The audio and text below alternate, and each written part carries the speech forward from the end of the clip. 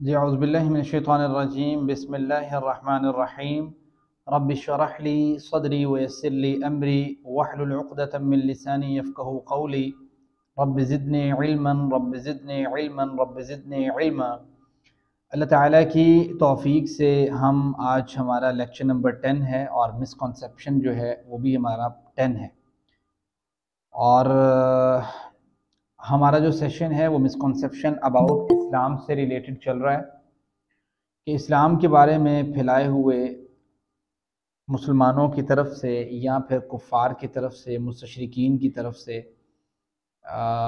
जो मिसकंसेप्शंस हैं उनका अहाता करना, उसके बारे में समझना, ये बहुत ज़रूरी है।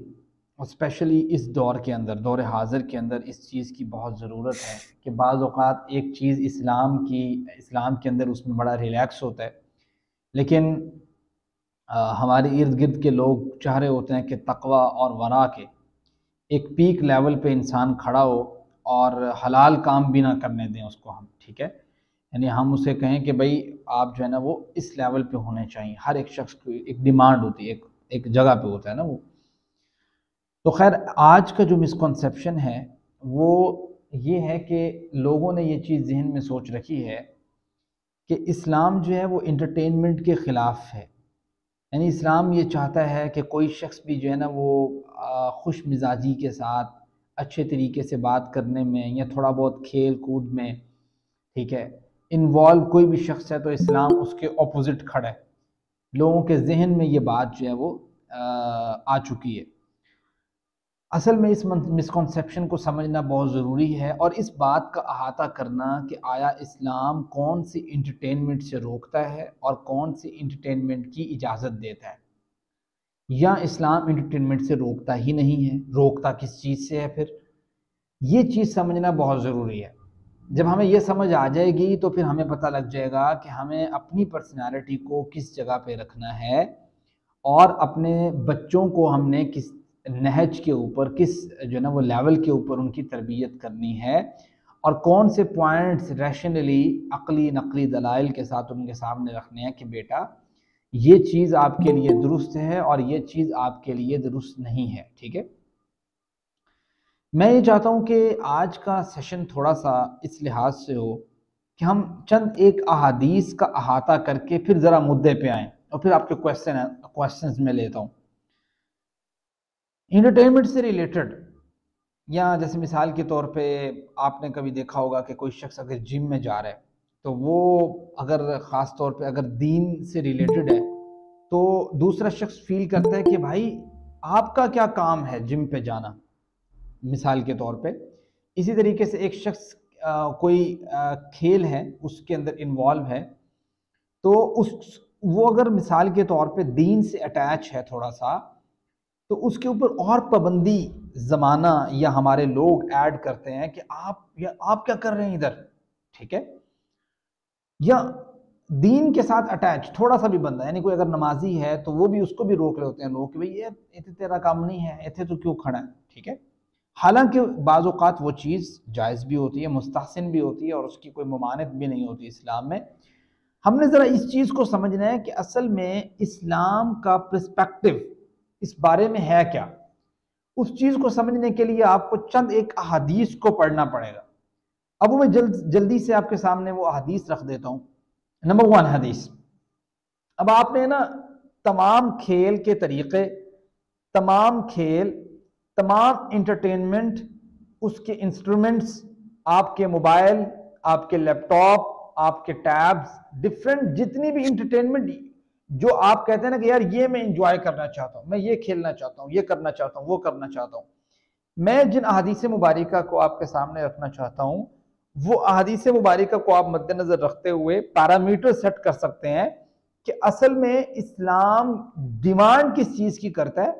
अदरवाइज तो वो एंटरटेनमेंट से नहीं रोकता, वो तो कहते हैं एंटरटेनमेंट वो तो वो अलाउ करता है। असल में कुछ चीजें ऐसी हैं जो एंटरटेनमेंट में हमने दाखिल की हुई हैं और वो असल में एंटरटेनमेंट नहीं है।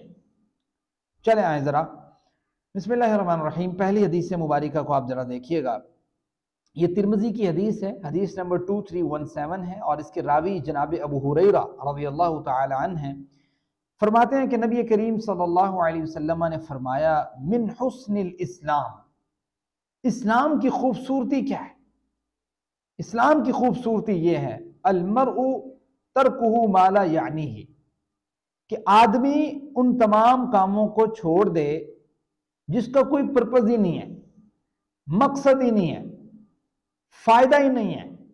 वो फायदा चाहे दुनियावी एतबार से हो, चाहे उखरवी एतबार से हो। यानी इस्लाम आपको ये कहता है कि इंटरटेनमेंट के वो जराए को इस्तेमाल किया जाए जिसमें इंसान की आतिना फिद दुनिया हसना, या तो उसकी दुनिया बेहतर हो, कि वो कहे कि यार मुझ में ये स्किल नहीं है, मैं अगर ये काम करूंगा तो मुझ में ये स्किल एड अप हो जाएगी दुनियावी एतबार से।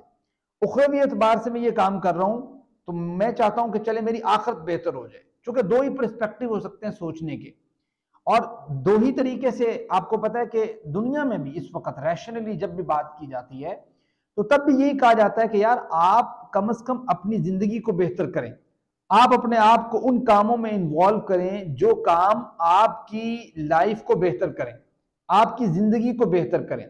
गोया पता यह लगा कि जिंदगी को बेहतर करने के एतबार से कोई भी काम है, कोई भी एंटरटेनमेंट है जो आपकी स्किल को एनहांस करती है, आपको पॉलिश करती है, आपके जिस्म को स्ट्रांग रखती है, आपको बेहतर करती है, तो इस्लाम कभी भी उस चीज से नहीं रोकता।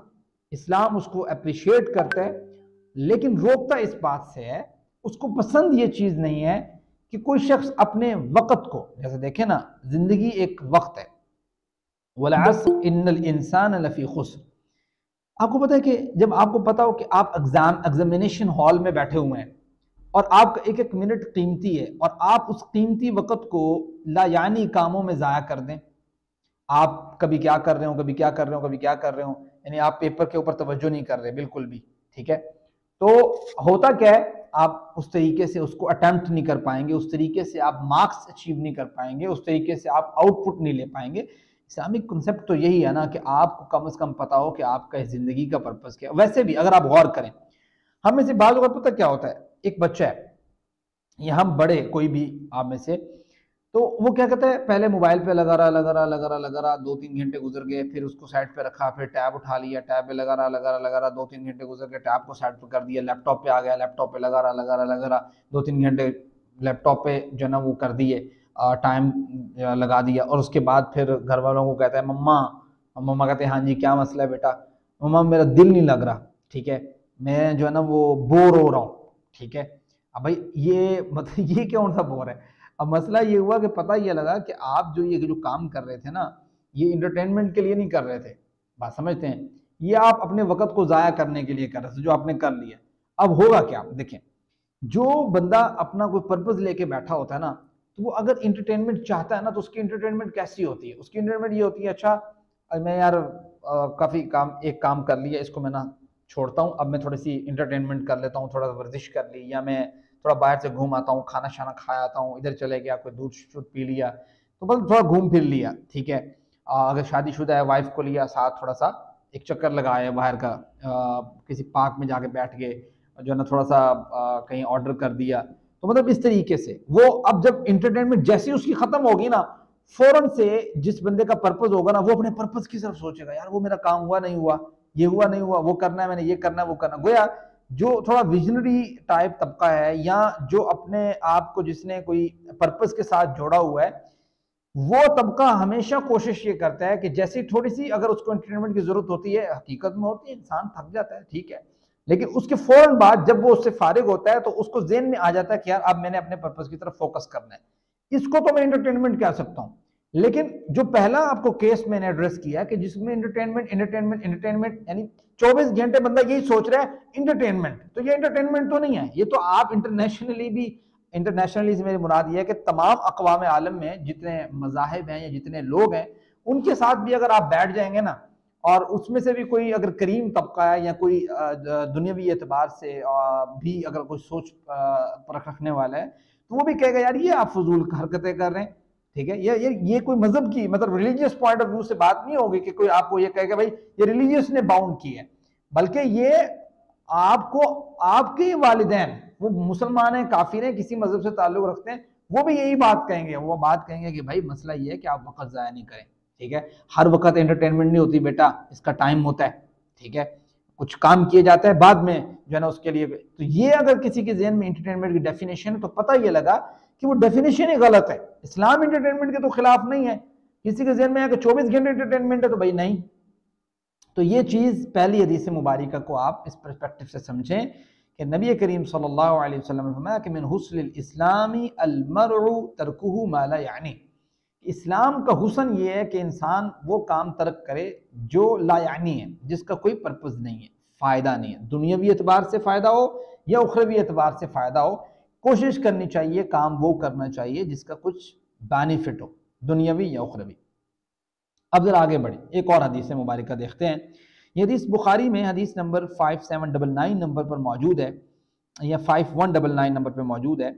और वो जनाब अब्दुल्ला थे ना, तो वो दिन को रोज़ा रखना और रात को उन्होंने इबादत करनी। तो नबी के उनको बुलाया और उनसे पूछा भाई तुम ये करते हो, मतलब इस तरह हदीस में कई वाक़यात है ना कि शादी हुई एक औरत की किसी साहबी के साथ, और तो उसने जो है ना वो काफ़ी दिन 2-4 दिन गुजर गए, उसने रात को जो है ना वो इबादत शुरू कर देनी और दिन टाइम जो है ना वो रोज़ा रख लेना। तो उसके वालिद ने पूछा अब अपनी बहू से कि हाँ भाई कैसा, मतलब आप मेरा बेटा कैसा है। तो उसने कहा बड़े आसान अंदाज के साथ कि भाई माशाल्लाह से यानी बहुत नेक हैं कि रात को जो है ना वो इबादत करते हैं और दिन को जो है ना वो जो है वो रोज़ा रखते हैं। तो उन्होंने उनको पकड़ा और अल्लाह के रसूल के पास ले गए कि भाई इसको समझाएं कि ये जो है ना वो इस तरह करता है। तो नबी करीम सल्लल्लाहु अलैहि वसल्लम की अब आप नसीहत देखें, गोया इस्लाम जो है वो इस मामले में देखें बड़ा नेचुरल सोचने वाला है।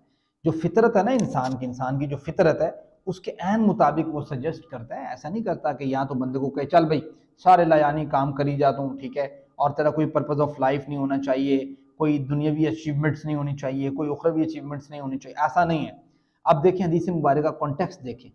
हदीस में आता है कि नबी करीम सल्लल्लाहु अलैहि वसल्लम ने उससे पूछा भाई ऐसे करते, उसने कहा जी, फरमाया फला तफ़अल, देखो ऐसा नहीं करना। क्यों ऐसा क्यों नहीं करना भाई? इसलिए नहीं करना कि फ़इन्ना लिजसदिका अलैका हक़्क़न, कि आपके ऊपर आपके जिस्म का भी हक है। अब जिस्म का हक क्या होता है? अब इसको जरा जनरली लें, जिस्म का हक क्या होता है? यानी एक बंदे को पता लग रहा है कि यार मैं मोटा होता जा रहा हूँ, ठीक है, अब मुझे चाहिए कि मैं एंटरटेनमेंट हासिल करूं, किस तरीके से, थोड़ा जिम ज्वाइन करूं या थोड़ा सा मैं रनिंग करूं, ठीक है। तो मुझे क्या होगा, मेरे जिस्म में बेहतरी आएगी। अगर मैं ये काम नहीं करता तो मैं तो जो है ना वो बहुत जो है ना वो बीमार हो जाऊंगा भाई, या मैं जो है ना वो बहुत उकता जाऊंगा अपने आप से। तो मुझे तो थोड़ी वर्जिश करनी चाहिए। अब ये जो वर्जिश है ये पर्पज़ के ऊपर है ना, पर्पज़ के ऊपर है। किस पर्पज़ के ऊपर है? कि आप चाहते हैं कि आपका जिस्म चाको चौबंद रहे, चुकन्ना रहे। अब क्या होगा, ये भी आपकी इबादत बन जाएगी, क्योंकि आपका थिंकिंग लेवल क्या है। ये अल्लाह ताला को चाहिए कि आप सोच किस एतबार से रहे हैं कि आप अपने जिस्म का हक अदा करना चाहते हैं, और आप कहते हैं कि यार जिस्म का हक ये है कि मैं जो है ना वो अपने जिस्म को दुरुस्त रखूं, अच्छा रखूं, तवाना रखूं, ताकि मेरा जिस्म उकता ना जाए, ठीक है, वो बैठ बैठ के इस तरह का ना हो जाए कि उसके साथ प्रॉब्लम पैदा हो, ठीक है। उसके बाद अल्लाह के रसूल ने कहा कि वह इन्ना लिआइनिका अलैका हक़्क़ुन, देखो तुम्हारे ऊपर तुम्हारी आंखों का भी हक है। बात समझते हैं? तुम्हारे ऊपर तुम्हारी आंखों का भी हक है। ऐसा नहीं है कि तुम कहो जी मैंने तो सोना ही नहीं है, ठीक है। इस्लाम में आपको पता है रहबानियत नहीं है कि कोई बंदा ये कहे कि चलो जी मुझे दुनिया से कोई ताल्लुक नहीं है, ना मैंने किसी खेल कूद में हिस्सा लेना है, ना मैंने किसी के साथ हंस के बात करनी है, ना मैंने किसी के साथ गुफ्तगू करनी है, ना किसी का मैंने हाल अहवाल लेना है, मैंने सख्त बन के रहना है, और मिजाज मेरा ऐसे ठंड बहुत सख्त किस्म का हो, और जो मुझे तंग करे मैं उसको डांट के रख दूं कि आप तो मेरा टाइम ज़ाया कर रहे हो।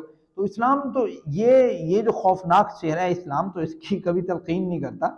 तो वो इस्लाम तो चाहता है कि भाई आप एंटरटेनमेंट करें, लेकिन एंटरटेनमेंट की जो डेफिनेशन हमने अपने माइंड में बनाई हुई है भाई वो तो एंटरटेनमेंट नहीं है। हाँ समझते हैं, वो इस्लामिक पर्सपेक्टिव में भी नहीं है और रैशनली भी कोई नहीं मानेगा इसको। जो हमने दिन में बनाई हुई है 24 घंटे हम जो है ना वो बस बैठे हों, गपशप लग रही हो, 25 दोस्त बैठे हों, इधर की छोड़ रहे हैं उधर की छोड़ रहे हैं, और फिर हमने एंटरटेनमेंट जो है वो इस चीज़ को भी बनाया हुआ है कि शायद कोई शराब पीना या जुआ खेलना या ताश खेलना ये कोई एंटरटेनमेंट है। सर ये एंटरटेनमेंट नहीं है। मैं इसको बताता हूँ कैसे नहीं। आगे चलें।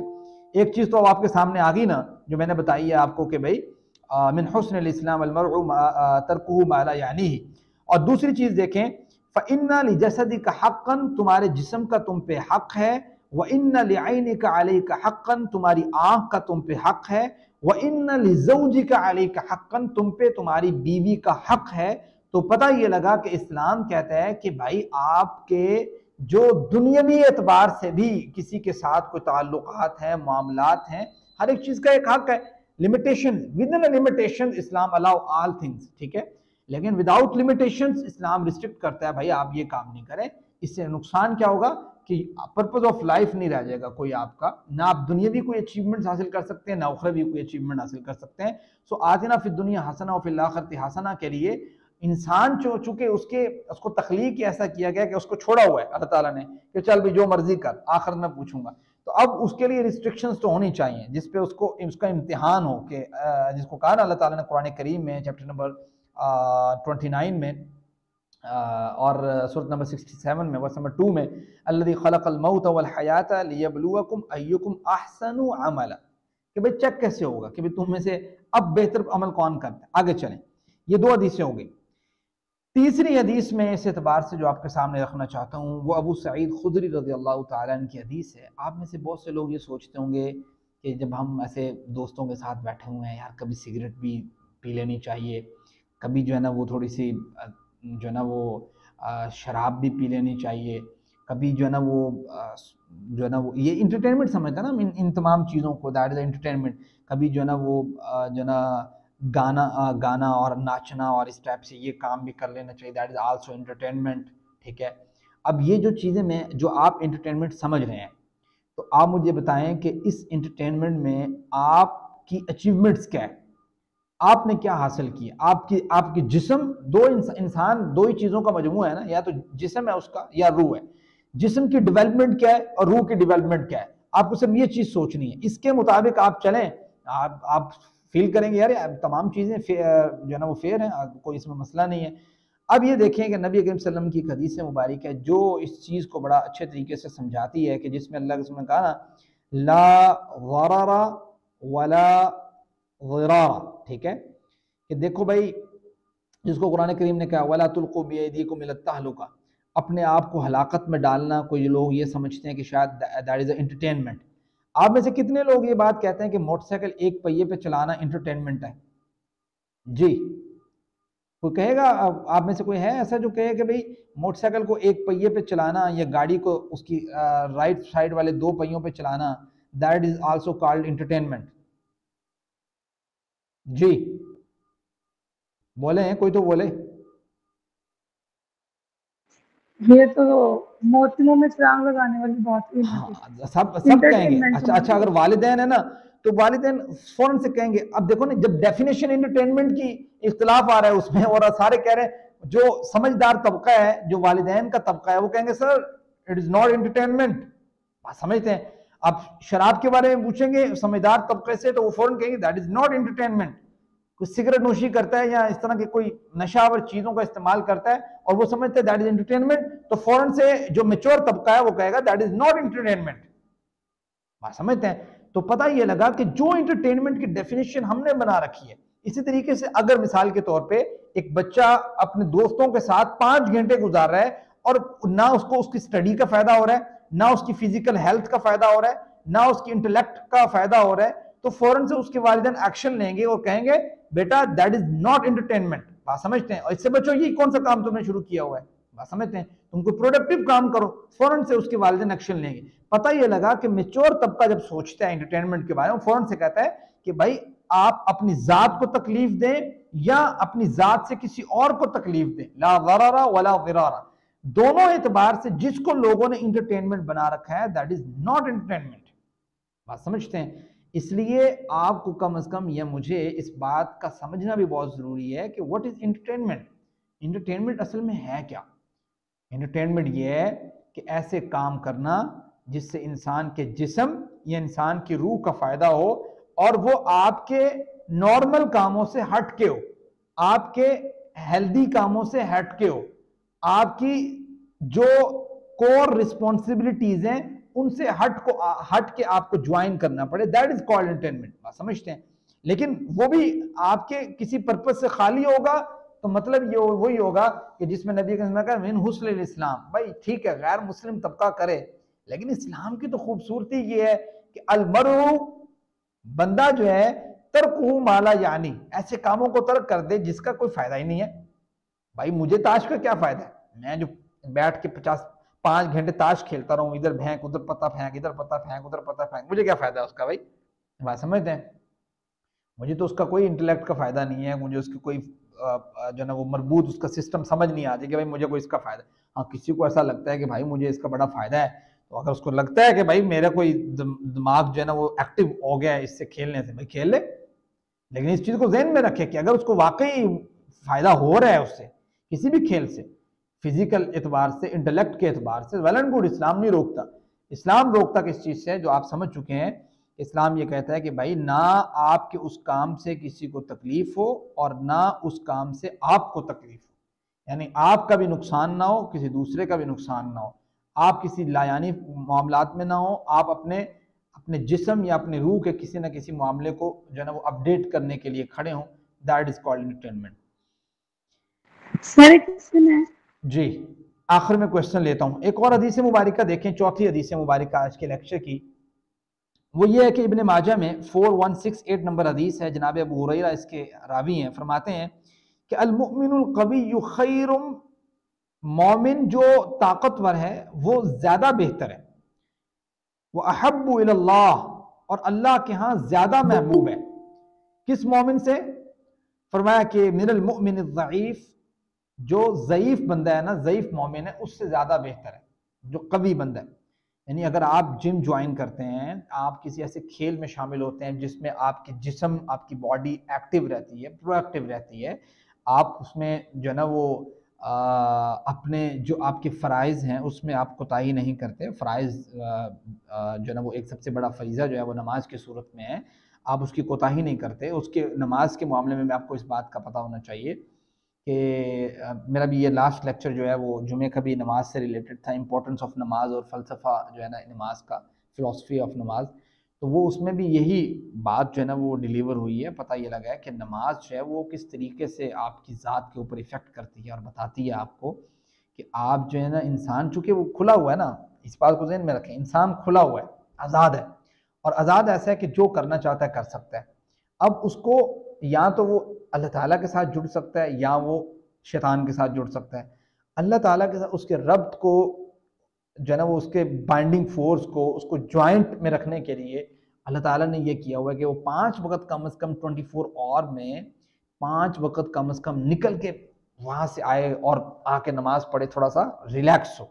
ठीक है, इस डिप्रेशन से, इस वर्कआउट से, इस वर्कलोड से जो है ना वो इन मामलात से जिसके अंदर वो बिजी है, वहाँ से निकल के वहाँ से आए और अल्लाह ताला के साथ अपने कनेक्ट को रखे, तब जाके वो एक मामला होता है ना कि इंसान जो है ना वो रब्त रहता है अल्लाह ताला के साथ ना, तो इंसान को अपना पर्पस भी समझ आ रहा होता है, अपडेट भी होता रहता है, अपग्रेड भी होता रहता है। तो ये चीज़ है कि जिसमें अल्लाह के फरमाया कि देखो कवी मोमिन जो है वो ज़ईफ़ मोमिन से बेहतर है, और साथ ही फरमाया वफ़ी कुल्ली खैर, देखो दोनों में खैर होती है। ऐसा नहीं है कि जो बेचारा ज़ईफ़ मोमिन है उसमें कोई खैर नहीं है, खैर तो है उसमें भी, लेकिन देखो ताकतवर मोमिन जो होता है वो बेशक जिस्म के एतबार से ताकतवर है या बेशक अपने ओहदे के एतबार से स्टेटस में है ताकतवर है, वो ज्यादा वर्कआउट कर पाता है, वहां वहां अप्रोच कर जाता है जहां जो है ना वो दूसरा शख्स नहीं कर पाता। तो इस एतबार से ये शख्स जो है ना वो ज्यादा प्रेफरेबल है। और फरमाया कि अहरिस अलामा यनफाउ, देखो जो चीज तुम्हें नफा दे, ये बड़े क्लियर अल्फाज है, जो चीज तुम्हें नफा दे तुम उसकी हिर्स में लगो, यानी वो हासिल करो। भाई किसने तुम्हें रोका? तुम्हें दुनिया हासिल करने से किसने रोका? असल मसला ये है कि इस्लाम ये चाहता है कि आपके जिस्म और रूह का बैलेंस जो है वो कायम रहना चाहिए।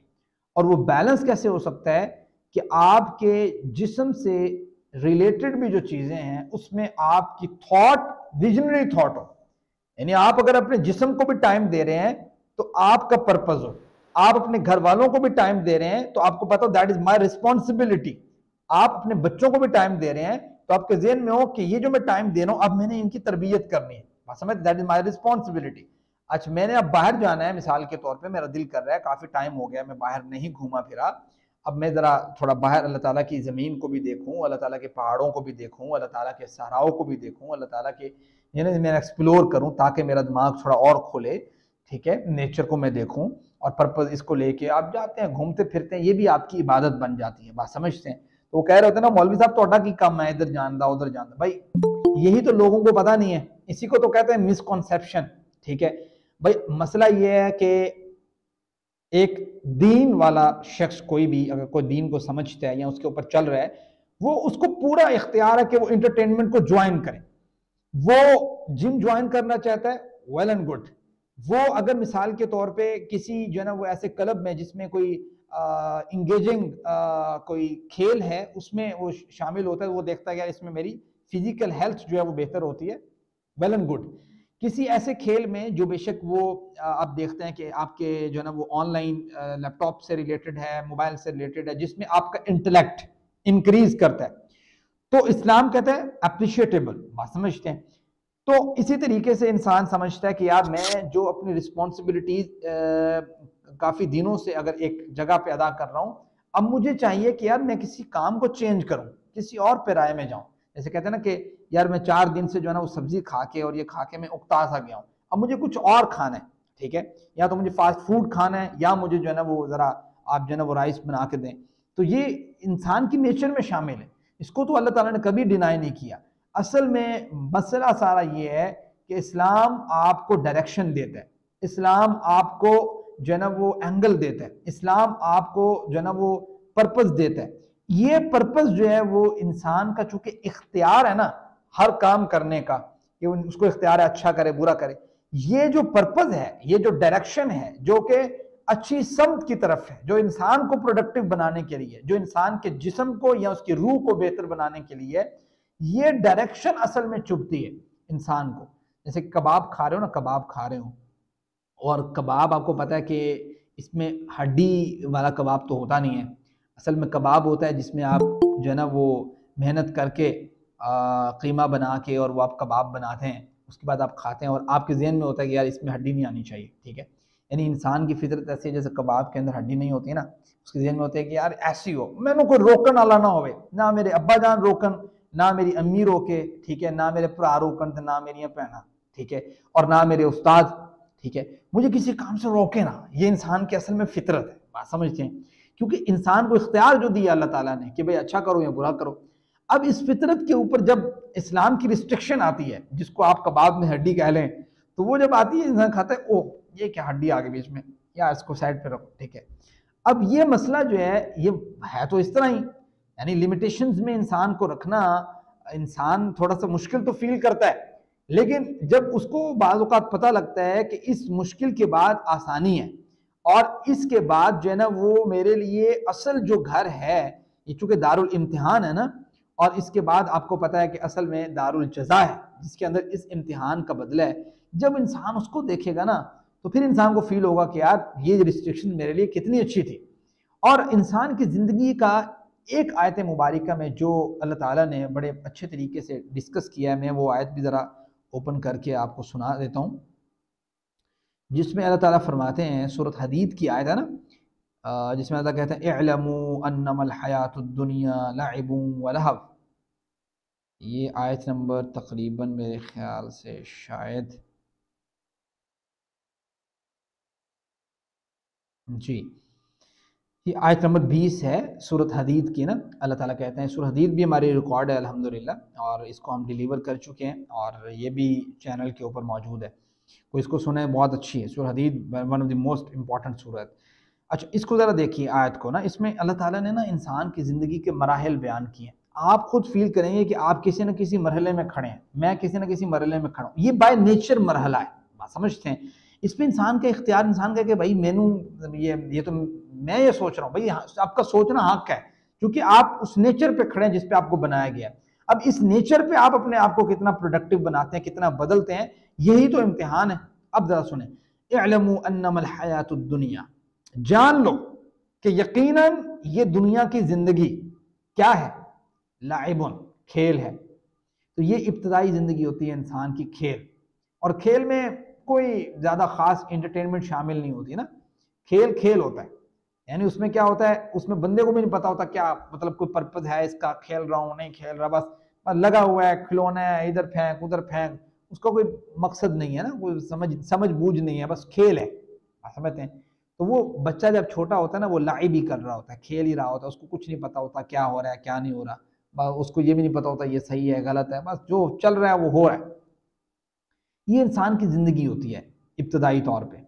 फिर वक्त गुजरता जाता है, लड़कपन आता है, ठीक है, और बचपना गुजर जाता है, नौजवानी की तरफ इंसान कदम रखता है, टीनेजर्स जो हैं, जो लेस देन 20 होते हैं ना, वो ज़रा लहव पे आते हैं, इस स्टेज पे आते हैं, सेकंड स्टेज के ऊपर। लहव में क्या होता है, लहव में थोड़ा सा बंदा जब काम कर रहा होता है ना, तो उसमें ज़रा लुत्फ, जिसमें मज़ा आए ना बंदे को, यानी कि बंदा मोबाइल में लगा हुआ है, थोड़ा मज़ा भी आए यार, ठीक है, थोड़ा मौज सा हो, थोड़ा गाना शाना हो, थोड़ा जो है ना वो ऐसी बातें हो जो ना वो जिसको कहते हैं ना मसालेदार बात, कोई ऐसी वीडियोस हो जो मसालेदार वीडियोस हो, कोई ऐसे यार दोस्त हो जो बस बातें हो, बातूनी से हो, बातों में बातें करते जाएं। ये इंसान की जिंदगी का एक मरहला है, स्टेज है। इस स्टेज के ऊपर इंसान जो है, ये मोहम्मद असद रिजवान ने कहा कि मीम्स हो, हाँ, तो ये जदीद टर्म्स के एतबार से कि भाई मीम्स हो, उस पर बनी हो उस पर बनी हो। तो मसला ये है कि ये इंसान की सेकंड स्टेज है। अब आपने ये सोचना है कि मेरा माइंड जो है ना वो कितनी तरक्की कर चुका है, किस डेवलपमेंट पे खड़ा हुआ है, कि इंसान की जिंदगी का दूसरी स्टेज है लहव, यानी काम में वो करूंगा जिसमें मुझे मजा आए, अच्छा काम भी होगा ना जिसको इंसान को पता होगा कि यार ये मेरी लाइफ के लिए बेहतर है, ये मेरे घर के लिए बेहतर है, ये मेरे अब्बा के लिए बेहतर है, ये मेरी वालदा के लिए बेहतर है। इंसान उसको नहीं करेगा, उसकी कोशिश ये होगी कि यार वो काम हो जिसमें मुझे मजा आए। तो अब ये जो स्टेज है, ये इंसान के दिमाग की जो ग्रोथ होनी चाहिए, जिस एतबार से ये एतबार है दूसरा, इंसान को देखना चाहिए कि उसका दिमाग किस ग्रोथ पे खड़ा हुआ है, जो डेवलपमेंट होनी चाहिए, वक्त से वक्त चेंज होती है। इसके बाद क्या जिंदगी आती है, कुरान करीम में आता है, लहव के बाद इंसान की ना वो टीन एजर से जैसे निकल रहा होता है और जवानी के मराहिल की तरफ लग जाता है, यानी क्या समझे कि 17-18 से 30 तक, मेरे ख्याल से इस वक्त मेरे सामीन में आप जो है ना वो लोग हैं जो तकरीबन 17-18 से लेके 30 के माबैन है। अब इस लफ्ज को सुने, ये थर्ड स्टेज होती है, और इसमें क्या होता है, इंसान वजीना, वजीना किसे कहते हैं, जीना कहते हैं कि इंसान को होता है कि घंटों शीशे के सामने खड़ा हो, ठीक है, बाल बना रहा है, ठीक है, कपड़े शपड़े सीधे हो रहे हैं, और अगर गर्ल्स हैं तो आपको पता है कि गर्ल्स का जो मिरर टाइम है वो बॉयज से दुगना है, दुगना में शायद मैं ये भी जो है ना वो बड़े एहतियात के साथ कह रहा हूँ, शायद तिगना हो, ठीक है। तो वो गर्ल्स का जो टाइम है मिरर का, वो विदाउट मिरर उनको लगता है लाइफ इज नथिंग, कुछ नहीं है लाइफ, मिरर का है, मिरर दिखाएं पहले, ठीक है, मैं कैसा लग रहा हूं और मैं कैसी लग रही हूं। ये इंसान की जिंदगी का ये एक थर्ड स्टेज है जिसपे इंसान की डेवलपमेंट हो रही है, और सोच रहा होता है इंसान बाय नेचर जो सोचता है, जिसको चेंज करना होता है ना इंसान ने, यानी वो पर्पस क्या होना चाहिए इस लाइफ में, और नेचर क्या होनी चाहिए, नेचर को इस पर्पस को कैसे बैलेंस करना है। ऐसा ना होना कि 3 घंटे शीशे के सामने खड़ा हुआ है और उसको ऑफिस में काम 1 घंटे का है और 3 घंटे उसके लिए तैयारी करके गया हुआ है, ये कौन सी तैयारी है भाई, ये तो टाइम जाया किया आपने, बात समझते हैं। तो मसला ये हुआ कि भाई उतना को काम करें कि आपको पर्पस और आपका जो नेचर है जो उस वक्त चल रहा है उसको कहीं ना कहीं आप मैनेजेबल बनाएं। तो ये असल में रिक्वायर्ड है इंसान से ना। अब ये जो जीना है ये इंसान की थर्ड स्टेज है, और इंसान इस पे सोच रहा होता है कि यार मतलब मैं थोड़ा पप्पू लगूं, ठीक है, मैं थोड़ा अच्छा लगूं, और मेरे कपड़े सबसे अच्छे हों, मेरा जूता अच्छा हो, मेरा बैग अच्छा हो, मेरी बुक्स अच्छी हो, मेरी नोटबुक्स अच्छी हो, मेरा पेन अच्छा हो, मेरा मार्कर अच्छा हो, बॉल पेन अच्छा हो, मेरी सवारी अच्छी हो। तो ये सारी चीजें जीनत में आती हैं, that is a stage of life, ठीक है। और इसमें आपको पता है कि इस स्टेज में जब इंसान होता है तो इसी स्टेज के एंड में एक वक्त आता है जब इंसान अर्निंग करना शुरू कर देता है ना, और वो बाज़ का 22 से स्टार्ट हो जाती है, बाज़ का 25 से स्टार्ट हो जाती है, बाज़ का 28 से स्टार्ट हो जाती है। तो जब ये earning source of income start होता है तो स्टेज थोड़ा तब्दील होने लग जाती है।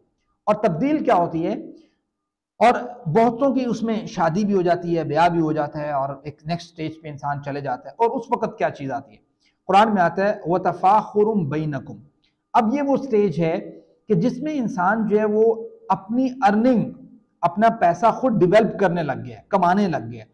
अब इस स्टेज पे नेचर इंसान की क्या होती है कि वो ये कहता है कि वतफाखुरुम बैनकुम, आपस में फख्र करता है, और मेरे पास ये गाड़ी और मेरे पास ये चीज तेरे पास है, और मैं इतना पैसा कमा रहा हूं, तो इतना कमा रहे। मतलब इंसान की नेचर इस लेवल के ऊपर ये चीज सोचती है। अब इस नेचर को और पर्पज ऑफ लाइफ को किस तरीके से मैनेजेबल बनाना है, ये है असल टारगेट जो हमारी यूथ का होना चाहिए। और उसको सोचना चाहिए कि मैंने इस नेचर को कवर अप कैसे करना है, इस नेचर को ग्रैब कैसे करना है, इस नेचर को बैलेंस कैसे करना है, इसको मैनेजेबल कैसे करना है, और इसको मैनेज किसके साथ करना है मैंने। ये है असल में सोचने की चीज जिसको मेरे ख्याल से यूथ को सोचना चाहिए। और उसके बाद कुरान कहता है वतकासुरुन फिल अम्वाली वल औलाद। अब चूंकि इंसान का अगली स्टेज जो आती है जिसमें आप कहें कि 30+ में इंसान चूंकि अब कमाने वाला भी बन जाता है, और अब जो है ना उसकी शादी भी हो जाती है, अब जरा बच्चे भी उसके जो है ना वो अल्लाह ताला उसको औलाद भी दे रहा होता है, तो इंसान अब क्या करता है वतकासुरुन फिल अम्वाली वल औलाद। अब उसके ज़हन में होता है कि अगर वो 50,000 कमा रहा है पर मंथ, तो नेचर उसकी अंदर से जो है ना वो ख्वाहिश करती है वो ज्यादा होना चाहिए, ठीक है। वतकासुरुन फिल अम्वाल, माल की कसरत की तलब जो है ना इंसान की, ये उसको अंदर से बाय नेचर उसको कहती है और कमा और कमा। अच्छा, घर में अगर मिसाल के तौर पे साइकिल है तो मोटरसाइकिल होनी चाहिए, मोटरसाइकिल है तो गाड़ी होनी चाहिए, एक गाड़ी है अपडेटेड होनी चाहिए, इससे ऊपर होनी चाहिए, एक मोबाइल है इससे बेहतर होना चाहिए, ठीक है, ये घर है एक और होना चाहिए, ठीक है। तो ये इंसान की इस लेवल के ऊपर 30+ के ऊपर जब इंसान जाता है तो उसका ज्यादा टाइम इस बात पे सोचने पे लगता है कि मैं किस तरीके से अपनी फैसिलिटेशंस को, सहूलियात को बढ़ा सकूं। घर में पंखा लगा हुआ है तो कहीं कूलर पंखा भी लेना है, कूलर पंखा आ गया है अब एसी लेना है, एसी आ गया है अब जो है ना घर, ये नहीं यार यहाँ पे जो ना लोग सही नहीं है, ठीक है, ये करीब करीब लोग गरीब लोग हैं, मैं इस सोसाइटी में नहीं रह सकता, मुझे थोड़ा अपर क्लास सोसाइटी में जाना है, ठीक है, उसके लिए मेहनत। गोया ये इंसान की जो है ना वो बाय नेचर वो थिंकिंग होती है जो इंसान सोच रहा होता है। और यही जो नेचर है इसी को तो बैलेंस करना असल में लाइफ है, बात समझते हैं, इसी को बैलेंस करना ही तो असल इस्लाम है। यही तो इस्लाम सिखाता है कि आप अपनी नेचर को कितना समझ पाए। कहते हैं ना, अपने मन में डूब के पाजा सुरागे जिंदगी, मेरा नहीं बनता न बन, अपना तो बन। बात समझते हैं कि भाई कम से कम अपने आप को तो समझ, हु आर यू, आप कौन है, ठीक है, और आप इस लेवल पे क्या सोचते हैं, आपकी नेचर क्या है, और उस नेचर को कैसे कवर करना है, कैसे मैनेजेबल बनाना है, किस तरीके से उसको जो ना वो ड्रैग डाउन करना है, बात समझते हैं, और किस तरीके से उस पर काबू पाना है। दैट इज अचीवमेंट जो अगर यूथ इसके ऊपर फोकस कर ले तो मैं ये समझता हूं दैट इज बिग अचीवमेंट, ठीक है। अगर आपको ये पता लग जाए कि आप इस वक्त किस लेवल के ऊपर खड़े हैं और किस लेवल के ऊपर आपको सोच रहे हैं, आप लाइफ पे हैं, लहफ पे हैं, जीना पे हैं, व तफाखुरुम बैनकुम के ऊपर हैं, व तकासुरुम फिल अम्वाली वल औलाद के ऊपर है। अब ये जो व तकासुरुम फिल अम्वाली वल औलाद है, ये इंसान या तो अपनी माल की कसरत चाह रहा होता है, या ये भी आ गया है और भी दुकानें हो, ये भी हो, वो भी हो, ऐसा हो, इधर हो, तो पैसा कमाना है, तो पर्पज सारे का सारा पैसे पे रखा हुआ है। देखें, पैसा कमाना, इससे रोका किसने? किसने नहीं रोका। लेकिन इस बात को आप समझें, असल मसला ये है कि पैसा जो कमाना है उसमें आप कितनी चीज़ों को कंप्रोमाइज़ करते हैं, कितनों को करना चाहिए, इस्लामिक पर्सपेक्टिव क्या है, एथिकल पॉइंट ऑफ व्यू से कौन सी चीज़ दुरुस्त है, ला ज़ररा वला ज़रारा के एतबार से किसी को ना नुकसान पहुँचे आपकी वजह से, ना आप अपनी ज़ात का नुकसान करें, आप इस चीज़ को कितना फॉलो कर रहे हैं, ये है वो चीज़ जिसको आपने देखना है। ये ना हो कि आप कभी जो है ना वो किसी मुसलमान को धोखा दे के, कभी किसी काफिर को धोखा दे के, कभी किसी जो है ना वो वेबसाइट्स को धोखा दे के, कभी किसी में आर्टिफिशियली आप चीज़ों को मैनेज करके, और कभी जो है ना वो आप इसी तरीके से किसी को सूद दे के आप सोर्स ऑफ इनकम जनरेट करते हैं, और आप कहते हैं पैसा देखो मुझे कमाना आता है। सर, यहाँ पे इंसान की समझ आती है कि कमाना ठीक है, फराइज की कोताही करके आप पैसा कमा रहे हो तो फिर ठीक नहीं होगा। पैसा कमाना ठीक है, लेकिन पैसा कमाने को बैलेंस करना ये उससे ज्यादा जरूरी चीज है कि आप, जब आपकी नेचर ये है कि आप उस लाइफ की स्टेज के ऊपर खड़े हैं कि जब आपकी फितरती तलब ये हो रही है कि वह तकासुरुन फिल अम्वाल, मेरा माल भी ज्यादा हो, मेरी औलाद भी ज्यादा हो, जायदाद भी ज्यादा हो, आप इस स्टेज पे खड़े हैं, देन आपको ये सोचना है कि मेरी इस किसी अमल की वजह से, मेरी पैसों को ज्यादा कमाने की जो थिंकिंग है उसकी वजह से मैं आया किसी शख्स को, किसी ऑर्गेनाइजेशन को, किसी जो है ना वो तबके को मेरी वजह से कोई डायरेक्टली इनडायरेक्टली नुकसान तो नहीं पहुंच रहा। अगर नहीं पहुंच रहा और अल्लाह के हुकूक में फराइज के एतबार से भी नुकसान नहीं हो रहा, दैट इज अप्रिशिएटेबल इन इस्लाम, आप समझते हैं। अदरवाइज आपको पता है फिर आप किस जगह पे खड़े हैं। तो ये चीज है जो सोचने वाली है। जब आपका क्राइटेरिया दुरुस्त हो जाए देन आपको पता लगे। अब ये इस आयत को आप आगे सुन लें और फिर हम बात को खत्म करते हैं। अल्लाह ताला आगे फरमाते हैं कमसली गैसिन अअजबल कुफ्फार नबातुहु सुम्मा यहीजु फतराहु मुस्फर्रन सुम्मा यकूनु हुतामा। इसकी मिसाल ऐसे ही है कि जैसे एक पौधा है, फलता है, फूलता है, बड़ा होता है, ये होता है, और उसके बाद दोबारा वो मुरझा जाता है और उसकी लाइफ आपको पता है इतनी को होती है।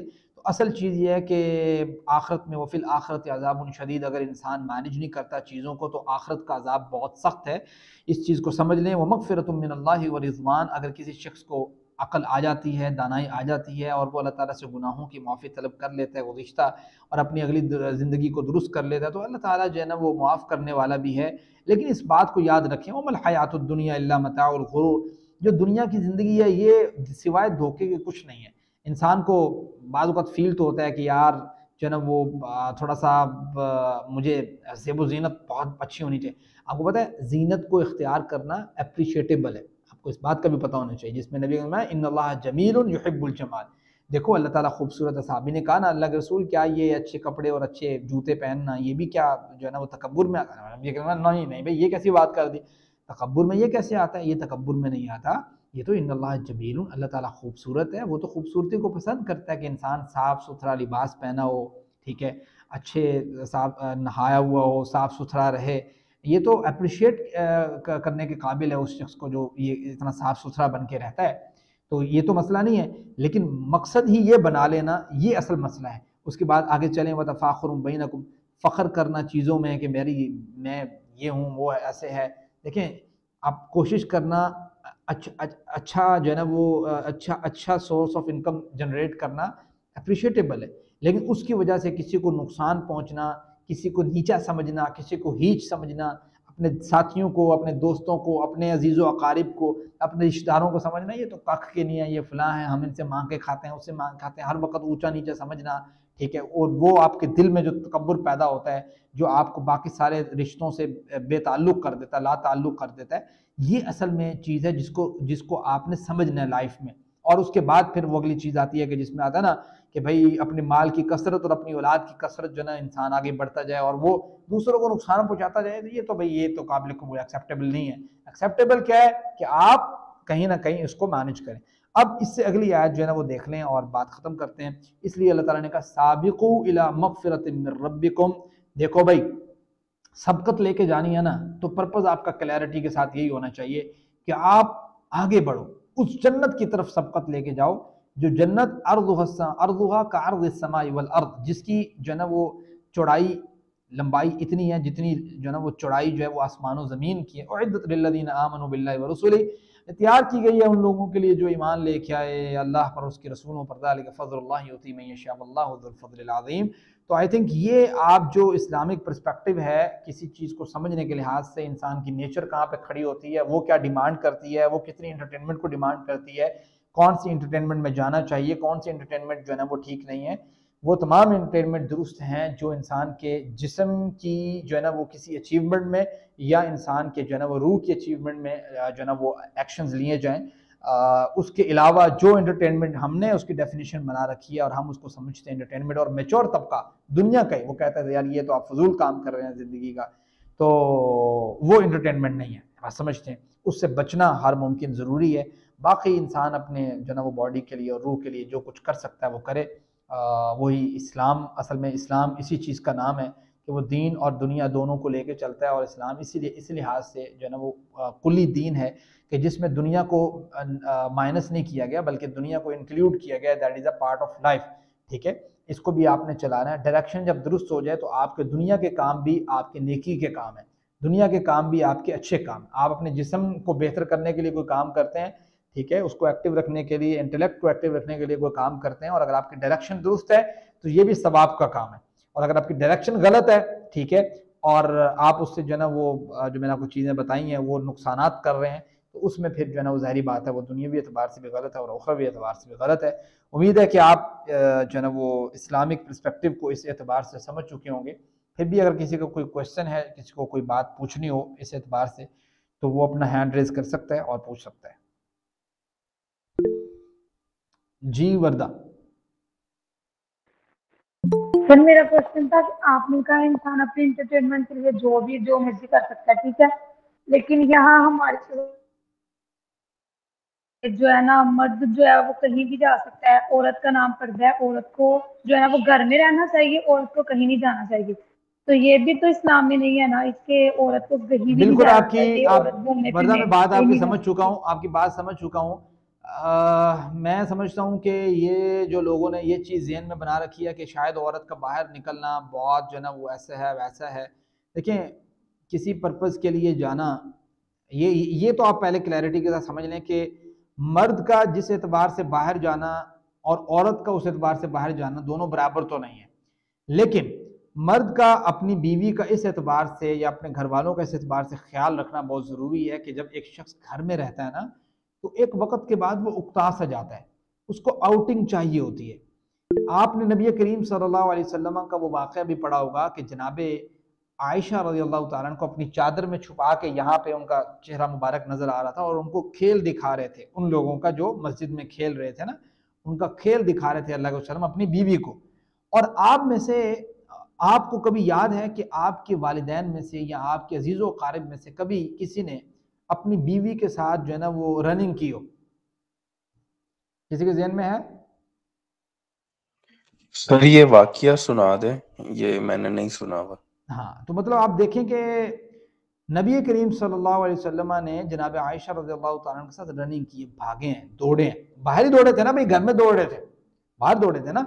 अल्लाह के वसल्लम ने मुकाबला किया आयशा के साथ, और नबी करीम सल्लल्लाहु अलैहि वसल्लम ने देखा कि जनाब आयशा आगे निकल गई ना नबी करीम सल्लल्लाहु अलैहि वसल्लम से, और कहा कि मैं जीत गई हूँ। तो फिर एक मौका आया, अल्लाह के वसल्लम ने दोबारा दौड़ लगवाई और दोनों दोबारा दौड़े और नबी करीम सल्लल्लाहु अलैहि वसल्लम जीत गए। तो हज़रत आयशा से कहा अल्लाह के वसल्लम ने कि आयशा ये उसका बदला हो गया जो तुम मुझसे जीती थी।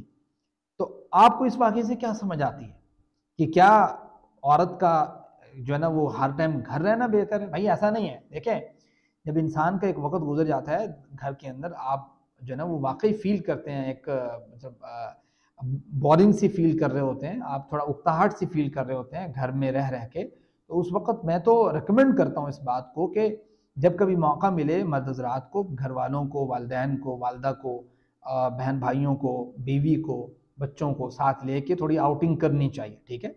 उससे दिमाग भी खुलता है, उससे जो है ना वो इंसान का जो है ना वो थोड़ी सी काम जो वो असल में रूटीन में काम कर रहा होता है उसके ऊपर फोकस भी इंसान का दुरुस्त हो पाता है। और इंसान है ना, इंसान जो है वो ज़ाहिर बात है वो ऐसे, मैं समझता हूँ जो लोग ये काम कर रहे हैं ना कि वो बिल्कुल ही लेके नहीं जाते बाहर या किसी ऐसी जगह पे। देखिए हाँ, प्लेस चूज़ करना, इसको थोड़ा सा इंसान को थोड़ा बड़े एहतियात के साथ करना होता है। ज़ाहिर बात है कोई ऐसी प्लेस नहीं होनी चाहिए जिसमें जो है ना वो बहुत ज़्यादा उरियानी और फहाशी टाइप का मामला हो। हाँ, कोई अच्छी सूटेबल प्लेस हो जहाँ पे जो है ना वो इंसान जो है ना वो अच्छे तरीके से, कोई वॉक है, दौड़ है, कोई खाना पीना है, जहाँ पे पर्दा होके या किसी अच्छे तरीके से जहाँ पे जो है ना वो रह सके, वो इसमें कोई हर्ज की बात भी नहीं है।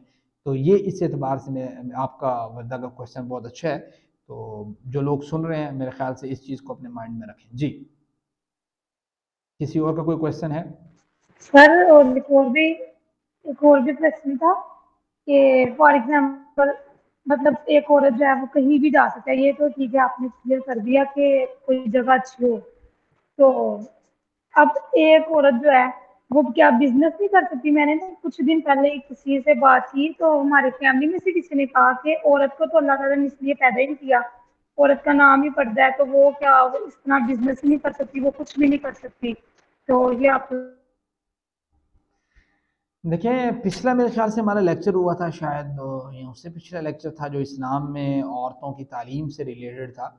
उसमें ये चीज़ डिस्कस हो चुकी है और ये बात मैंने बताई थी कि देखें इस्लाम में औरत जो है वो बिज़नेस से कभी रोकी नहीं गई ना, कि वो बिज़नेस नहीं कर सकती। असल में कुछ रिक्वायरमेंट्स हैं, उसको पूरा करे तो कोई मसला नहीं है। बात तो ठीक है उनकी कि औरत का पर्दा है, वो उसमें कोई बात में शक नहीं है, बात बिल्कुल दुरुस्त है। लेकिन मसला ये है कि जिस जगह पे इस्लाम ने उसको रिस्ट्रिक्ट नहीं किया, इस्लाम ने उसको रोका नहीं है। असल मसला ये है कि इस्लाम का जो आइडियल स्ट्रक्चर है ना वो यही है कि औरत जो है वो घर की रिस्पॉन्सिबिलिटीज जो हैं वो बजाते खुद एक बंदे की डिमांड करती हैं। अगर आप में से कोई वाकई मैच्योर है इस एतबार से, घर की जो जिम्मेदारियां हैं बच्चों को लेके, वो एक फर्द की जो है ना वो डिमांड करती हैं कि एक फर्द ऐसा हो जो पूरे घर को मैनेजेबल बनाए। जब क्या होता है कि कोई औरत उस आइडियल कंडीशन जो कि इस्लाम का मुआशरती आइडियल निज़ाम है वो यही है कि औरत जो है वो घर की सारी जिम्मेदारियों की जो है ना वो हेड है, और मर्द जो है वो जो है ना वो कमाएगा, और कमाने के बाद जो पैसे लेके आएगा, माल लेके आएगा, चीज लेके आएगा, तो वो घर की तमाम रिस्पॉन्सिबिलिटी उस एतबार से पूरी करेगा, रिक्वायरमेंट्स पूरी करेगा। ये आइडियल निज़ाम है। अब मसला ये है कि इस आइडियल से हट के जब हम करते हैं तो ऑब्वियस बात है कुछ चीजें कंप्रोमाइज जरूर होती हैं। यानी कि आप ये कहें कि कोई अगर वालिदा कोई अगर बिजनेस कर रही है, या कोई वालिदा जो है ना वो मिसाल के तौर पे टीचिंग कर रही है, और आप ये कहें कि उसके बच्चे बिल्कुल कंप्रोमाइज नहीं होते, तो मेरे ख्याल से ये अनलॉजिकल बात है। कंप्रोमाइज होते हैं, लेकिन मसला है जायज है या नहीं जायज। तो जवाब उसका ये है कि वो जायज है, बिजनेस भी जायज है उसका, और उसका जो है ना वो टीचिंग करना और ऐसे शोबों में जाना जहाँ पे उसके जो है ना वो पर्दे का और उसके जो दीगर रिस्ट्रिक्शंस हैं उसके कुछ एतबार से वो उसके जो मामला है वो ख़राब ना हो, तो वो जहाँ भी जाना चाहे जा सकती है, बिजनेस कर सकती है, कुछ ऐसा मामला जैसे टीचिंग का मामला है वो कर सकती है। शौक के ऊपर भी डिपेंड होता है कि बाज़ औक़ात एक बच्ची जो है उसने काफ़ी जो है ना वो तालीम हासिल की होती है, 16 ईयर एजुकेशन हासिल की होती है, तो उसकी ख्वाहिश सी होती है कि चले मैं कुछ अरसा 2 साल 4 साल 5 साल 6 साल 10 साल कुछ भी कुछ अरसा मैं ज़रा टीचिंग करूँ, ताकि मुझे इसका जो है ना वो पढ़ने का कुछ फ़ायदा भी हो, बेनिफिट भी हो। तो उस एतबार से वो सोचती है, तो मेरे ख्याल से उसका अगर कहीं मिलती है उसको रिस्पॉन्सिबिलिटी तो करने में कोई हर्ज नहीं है। लेकिन इस बात को ज़हन में रखें कि that is not a ideal condition. बात समझते हैं इन इस्लामिक पर्सपेक्टिव। इसमें ये ज़रूर समझ लें कि आप देखें कि जनाब खदीजा रज़ियल्लाहु ताला अन्हा जो है वो आपको पता है कि वो बिज़नेस करती थी, लेकिन उसका उनका बिज़नेस का मॉडल अगर आप समझें, उस पर फोकस करने से ये बात समझ आती है कि वो बिज़नेस इस एतबार से था कि वो मालदार थी। आहिस्ता आहिस्ता पैसा आया तो वो अब जो है ना वो किसी दूसरे शख्स को जो है ना वो उसका रखवाला बना के वो भेजती थी, और वो जाके बेचता था, वो उसको उसका पैसा देती थी, और बाकी जो उसमें इनकम ऐड होती थी वो उनके पास आती थी। तो इसमें देखो पर्दे का और बाकी चीज़ों का कोई मसला नहीं है। लेकिन अगर आप मसला देखेंगे कि पर्दे का मसला बन रहा है और इन चीज़ों का मसला बन रहा है, पर्दे से मेरी मुराद ये है कि औरत सम टाइम फील ये कर रही होती है, सोच ये रही होती है पहले कि यार मुझे यहाँ पे ये काम करते हुए इस क्राइटेरिया में कोई प्रॉब्लम नहीं होगी। लेकिन मसला ये है कि जब इंसान उस फील्ड में उतरता है तो उसको वो चैलेंजेस फिर नज़र आते हैं, आप समझते हैं। और हकीकत भी ये है कि इंसान की नेचर उस तरफ अट्रैक्ट भी होती है। यानी इंसान को होता है कि क्या बात है, ठीक है, वहाँ पे ऑफिस होगा, ऑफिस में बॉयज़ होंगे, मेल्स होंगे, फीमेल्स होंगे, गपशप होगी, उनके साथ भी अलैक सलैक होगी। वो कोई इंसान की उस लिहाज से जो है ना वो मसला क्लियर होता है कि भाई मैंने कोई गलत मामला नहीं करना, लेकिन उसके जहन में वो एक फितरती जो एक रुझान होता है अट्रैक्शन का, वो ज़रूर होता है कि यार मैं ऐसी जगह पे जाऊँ, या मर्द ये सोचता है। तो गोया ये जो अट्रैक्शंस हैं, इस एतबार से भी इन चीज़ों को मैनेजेबल बनाना ये गोया एक आजमाइश से कम नहीं होता।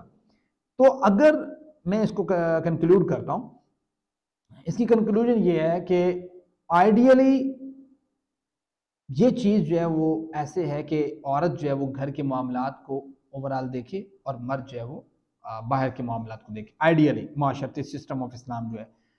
और अगर आप ये कहते हैं कि जायज़ और नाजायज़ की बात के मामले में, तो जायज़ है कि कोई औरत टीचिंग करे, कोई औरत ऐसे शोबे में जाए जिसमें औरत की ज़रूरत हो, कोई औरत जो है वो ऐसे शोबे में जाए जो बिजनेस का हो, तो उसके लिए जायज़ तो है, ठीक है, विद सम रिस्ट्रिक्शंस।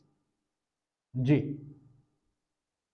सर मेरे वालिद साहब और मेरी वालदा अब जो हैं वो बिजनेस पार्टनर भी हैं माशाल्लाह। तो घर में ही बिजनेस कर रहे हैं, जैसा कि आपको पता है, वही जी कुकिंग। तो वो भी टीचिंग के टीचिंग के बिसाइड वो भी एक अच्छा बिजनेस है ना। जी बिल्कुल, आपने बताया था मुझे, बहुत अच्छा है अल्हम्दुलिल्लाह, अल्लाह ताला बरकत दे। देखिए ना, अगर बंदे का विजन हो ना, तो अल्लाह ताला कोई ना कोई ऐसा बिजनेस, कोई ना कोई ऐसी चीज उसके ज़हन में डाल देता है जिसमें उसकी जो फितरती जो खुलापन होता है ना, कि भाई मैं हर एक काम में घुसा हुआ हूँ और मुझे कोई रोकने वाला ना हो, तो उसके मद्दे मुकाबिल उसको कोई ना कोई ऐसा पॉजिटिव एटीट्यूड और पॉजिटिव थिंकिंग के हिसाब से जो उसको सोचनी होती है, जो मैंने आपको बताया कि पैरेलल में उसको मिल जाती है कोई ऐसी चीज के जिसमें वो बड़ा सिक्योरिटी के साथ सारे मामलात को हैंडल कर सकता है। अब यहाँ पे जहाँ पे मैं होता हूँ इस्लामाबाद में, इधर करीब ही एक है भाई, तो उनके घर वाले, अब वो पूरा होटल जो चल रहा है ना, वो उनके घर वालों की निस्बत से चल रहा है। उनके घर वाले क्या करते हैं, वो उनको खाना बना के देते हैं, ठीक है। तो वो सालन जो है ना, वो घर का सालन होता है और बड़ा ज़बरदस्त बना हुआ होता है, तो वो इस्तेमाल होता है और वो खाती हैं सारे जो है ना, वो यूज़ करते हैं उसको। मतलब लोग जो है ना, आसपास के लोग उसको पसंद करते हैं उस होटल को, इस मकसद की वजह से कि भाई हमें जो घर का टेस्ट मिलता है। तो मतलब बिजनेस इस टाइप का कोई हो, या कोई इस तरह का बिजनेस हो जिसमें आपकी इन्वॉल्वमेंट मिनिमाइज हो थोड़ी सी, और अगर हाँ गर्ल्स के साथ इंट्रैक्शन है, नो डाउट कोई मसला नहीं है उसमें। जी।